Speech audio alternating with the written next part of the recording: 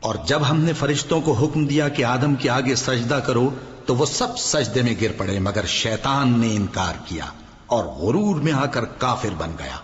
اور ہم نے کہا کہ اے آدم، تم اور تمہاری بیوی بہشت میں رہو اور جہاں سے چاہو بے روک ٹوک کھاؤ پیو، لیکن اس درخت کے پاس نہ جانا، نہیں تو ظالموں میں ہو جاؤ گے۔ پھر شیطان نے دونوں کو اس درخت کے بارے میں پھسلا دیا اور جس عیش و نشاط میں تھے اس سے ان کو نکلوا دیا۔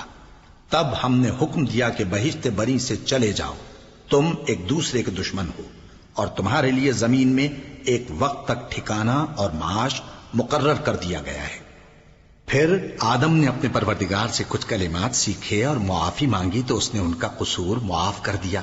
بے شک وہ معاف کرنے والا ہے، بڑا مہربان ہے۔ ہم نے فرمایا کہ تم سب یہاں سے اتر جاؤ، جب تمہارے پاس میری طرف سے ہدایت پہنچے تو اس کی پیروی کرنا، کہ جنہوں نے میری ہدایت کی پیروی کی ان کو نہ کچھ خوف ہوگا اور نہ وہ غمناک ہوں گے۔